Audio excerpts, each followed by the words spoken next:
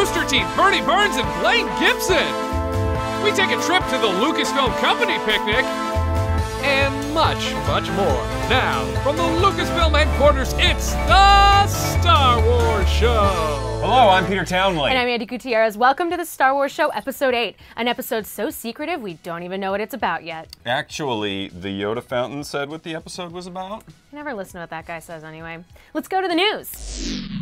If you're like any Star Wars fan on the planet, you're probably anxiously awaiting to hear any tidbit regarding films like Episode 8 or the untitled Han Solo Star Wars story. Well, if you're attending Star Wars Celebration Europe, you might just be lucky enough to get a glimpse at what the future of the Star Wars galaxy holds during the Future Filmmakers panel. Heard it here first, folks.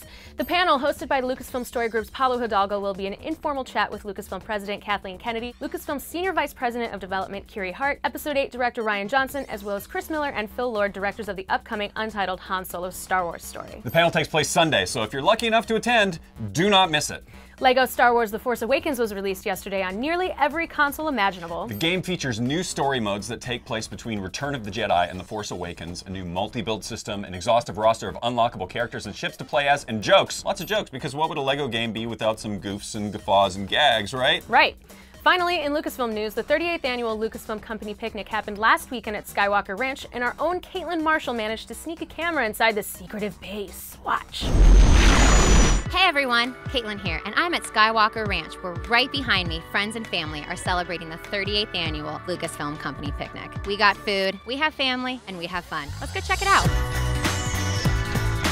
Doug, how long have you been coming to the Lucasfilm Company Picnic? I started coming in '89, so it's been 26 years. It's this one of these events that we always look forward to as a family. I'm here with Jane Bay, the creator of the Lucasfilm Family Picnic. Jane, how did you come up with this wonderful idea? We had a picnic up on the lawn in front of the main house, and then we decided to have another picnic, and it became an annual thing. Pablo, what is the storyline of Episode 8? Technically, today's a vacation, so I'm not working, so I can't tell you. Do you know any inside scoop on the new movie? The goat just told us. Really? Yeah. The goat spilled all the beans? Goat spilled the beans. I wouldn't believe that goat. What is your favorite part of the Lucasfilm Picnic? Well, I do enjoy watching the egg toss. If I were to put money on it, I always put it on John Knoll. Are you aware that people have you as the forerunner for the egg toss winner? That's very kind of them to express that sentiment. I'm just here to have fun. John has actually run a computer simulation. He said you want a 46-degree loft to 45-degree loft. It's beautiful up here. There's fun things to do. There's good food. There's ice cream. They're giving it out for free. They're giving ice cream out for free? They're giving ice cream out for free. Guys, this has been a lot of fun here at the Lucasfilm Picnic, but I gotta go get myself some ice cream.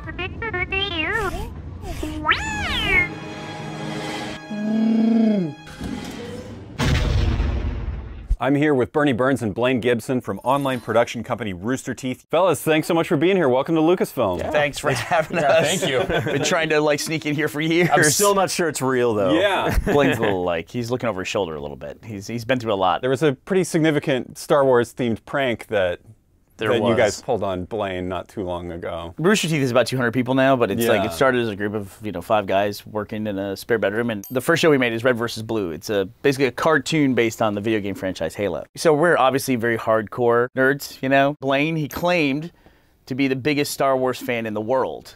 And that is it's so insulting to a group of people. I mean, I grew up watching Star Wars. It's, I'm a pretty big fan. I wore my R2-D2 socks, so. So we thought we'd have clearly. Yeah. Clearly our biggest fans, obviously. So we rented out a theater, and we told Blaine that we had a special screening of Episode 7 a week in advance, and that he had been invited to it because he's a big social media influencer. And we made him tweet about it. We made him make an audition video. No, the audition video was the thing that really killed me. Yeah. Because you used it against him later at the screening. Showed it to actual people in the theater, and I was just melting in my chair.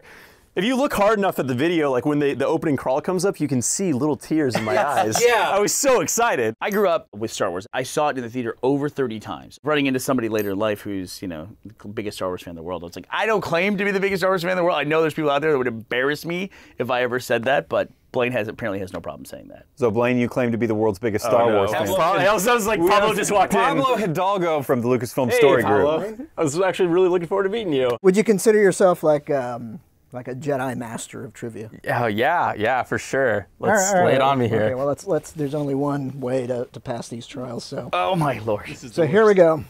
We got the Jedi Masters quiz book, 425 cosmic questions and answers about Star Wars and The Empire Strikes Back, written by Rusty Miller, 11-year-old Star Wars prodigy back in 1982. What defensive equipment did the Probot have? Oh. It's only a 7-minute show. I'm going to have to say has some sort of a blaster of some sort. For defense? According to the Jedi Masters quiz book, it could generate a protective force field, parentheses, novel. So I'm sorry, I can't give you that one. I'm going to jump one here. What creature did Ben fend off from Luke in the cantina? I can't even remember his name. He looks like a spider, kind of. May I? Yeah. I think Walrus Man. Walrus Man. I'm going to take Which is what it said on the Kenner toy. I have to say that I'm upset that this is our first encounter. I'm coming in and basically just I'm enjoying the hell punching out of me, and I was like, oh, it's Pablo. Oh, it's Pablo. Don't worry about it. I won't remember this at all. Okay.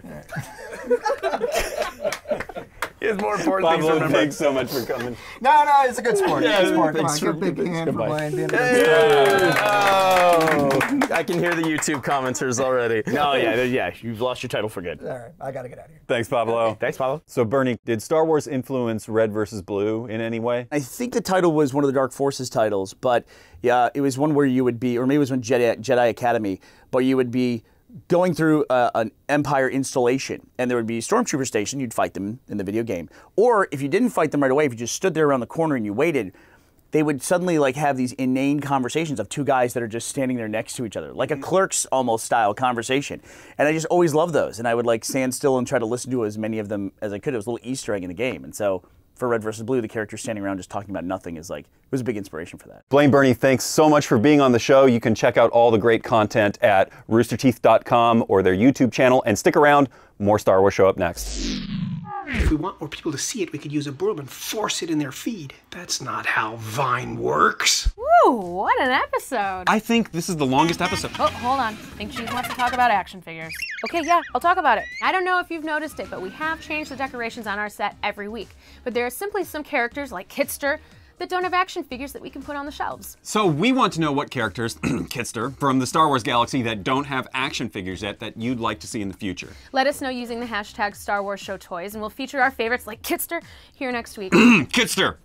And as always, remember to like the video, subscribe to the channel on YouTube, subscribe to our Vine channel, which we are also posting full episodes on. Because we unlocked the black magic of the internet and can make Vines longer than 6 seconds. And please like us on Facebook, follow us on Twitter, Instagram, and Google+. And for more Star Wars happenings from around the galaxy, check out StarWars.com or download the Star Wars app. Thanks for tuning in, and we'll see you next week. New characters from Rogue One are revealed. The crew behind LEGO Star Wars The Freemaker Adventures, and much, much more. Now, from the Lucasfilm headquarters, it's the Star Wars Show. Hello.